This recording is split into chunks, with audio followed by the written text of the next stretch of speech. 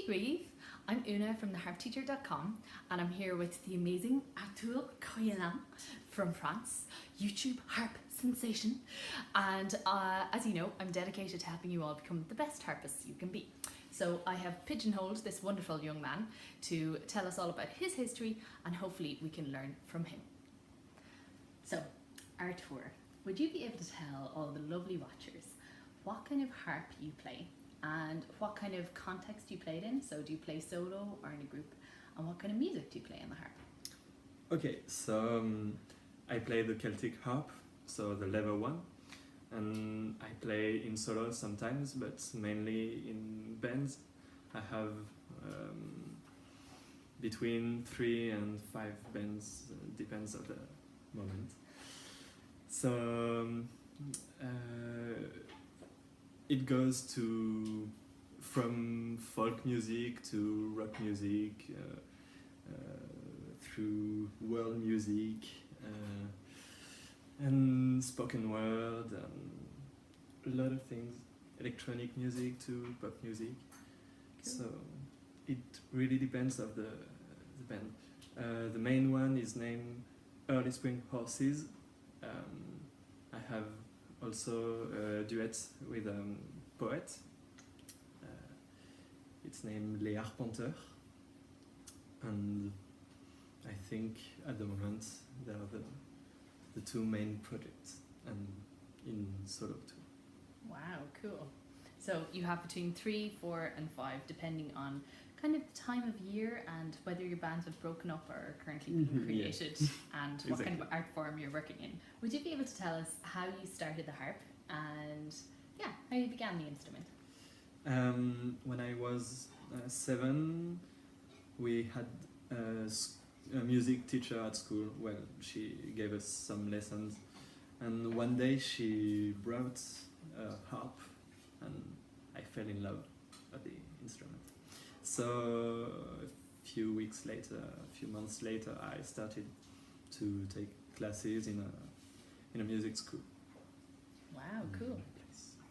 Great.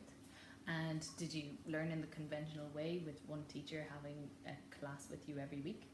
Yeah. And your parents were really supportive. They heard your interest and immediately got you a harp and a teacher.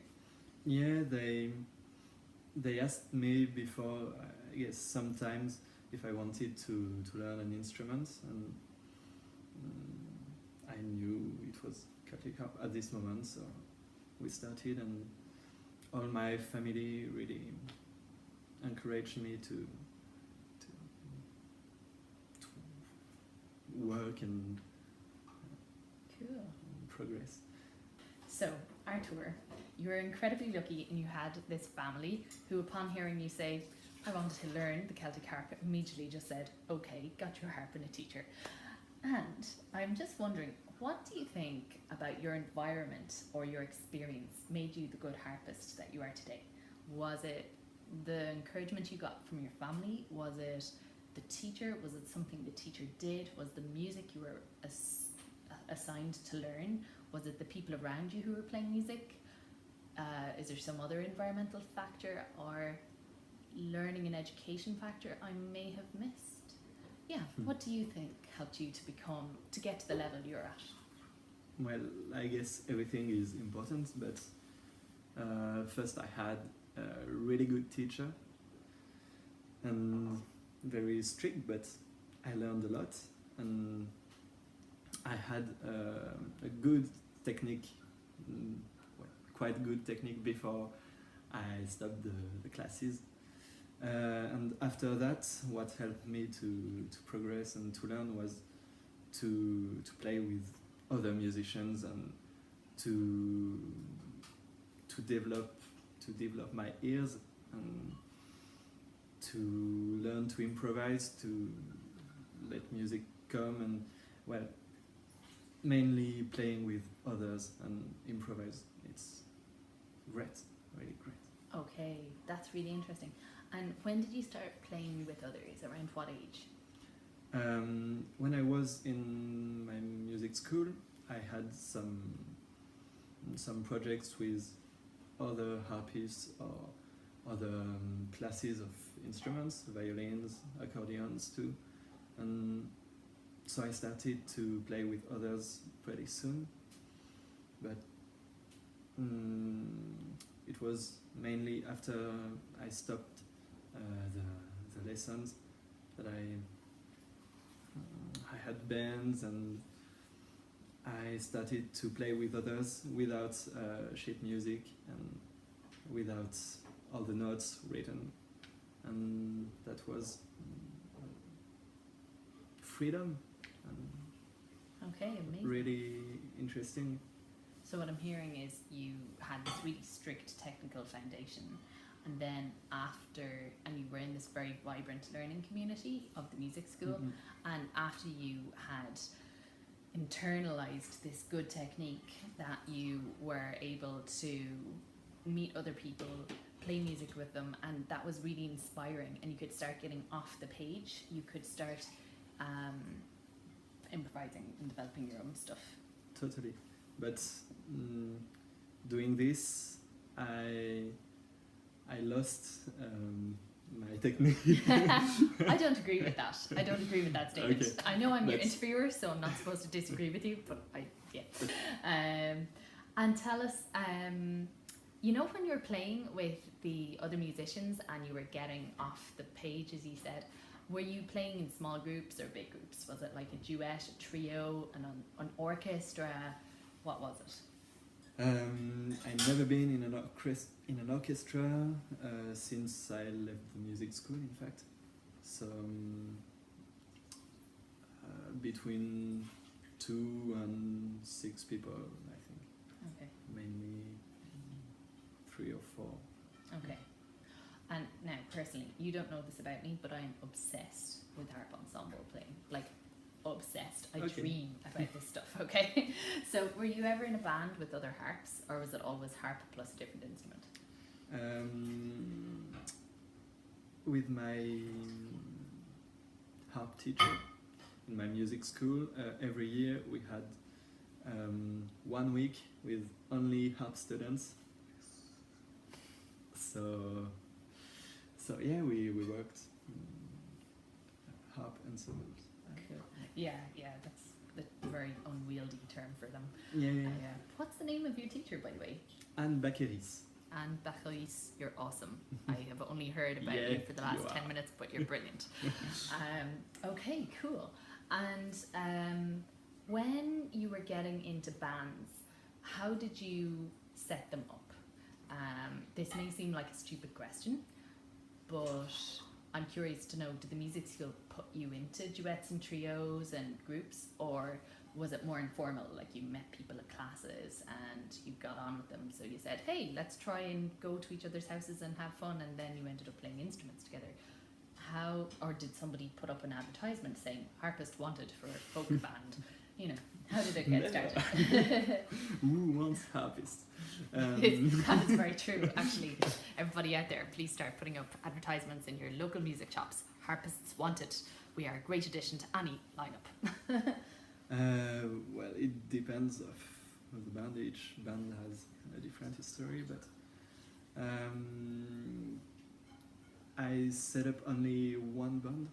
Okay. All the others are, well, I joined musicians that already played together or had a project.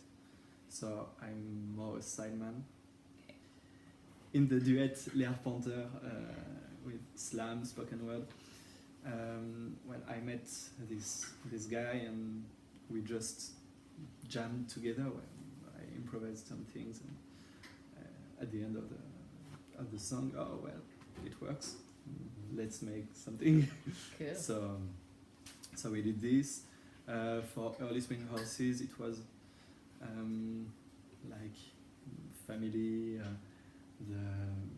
The girlfriend of my brother was an American singer, so she knew this producer in Toulouse, and I met him and we played together. And she came back to America and we stayed playing music, and now it's still here. And Wow. yeah, it depends. Okay, so everybody out there, there are many different ways to get your claws into other musicians. Yeah. So take note. In fact, I said that nobody wanted to play with harpists, but it's not true. That is so not true. There are 5 bands who have you. Yeah, and if you start to improvise and be open to other kinds of music, well, people will be interested because harp is unusual and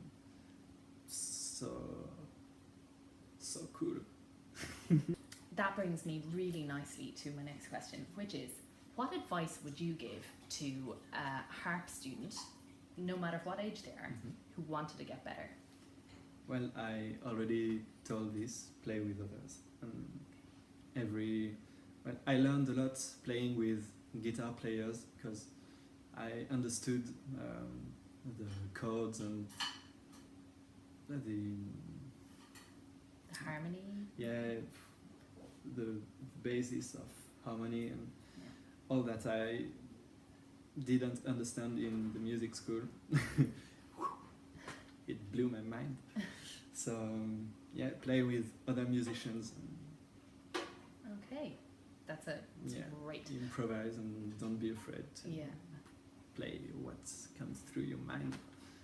Cool. Free your mind, man. Free your mind. I heard a great quote lately, and it was, always be the worst person in the band. And I think that's brilliant advice. If you have, for example, a band of 4 people, then you should strive to be the worst person in the band, i.e. try to be in a band where the other musicians are better than you, rather than actually trying to play like crap. But it's so true, isn't it? When people are better than you, you strive to just survive artistically, and that makes you stretch. You are stretched, and it makes you get to heights that were previously unknown. So I can definitely resonate with that advice. Well, Arthur, this has been so interesting. Thank you so much. Thank you. Arthur is in Galway, and he is friends with the wonderful Rodri and Claire, who facilitated this meeting and on whose couch we are currently having this lovely interview, and who also fed us a lot of tea and cake and amazing dinner. So thank you, Rodri and Claire. Arthur, where could our harp students find you if they want to hear more of your lovely music? I'm on Facebook and YouTube. Brilliant. And what name should they type in to find your music? In French, Arthur-Coriolan. Of course. That would be, correct me if I'm wrong now, A-R-T-U-R or A-R-T-H-U-R? H. Okay. A-R-T-H-U-R, and then Coriolan is C-O-R-I-O-L-A-N. Oh my god, I got it right. Yes. Okay, fantastic. So from Arthur and Una, thank you so much for watching, and the very best of luck in your harp journey. Slán!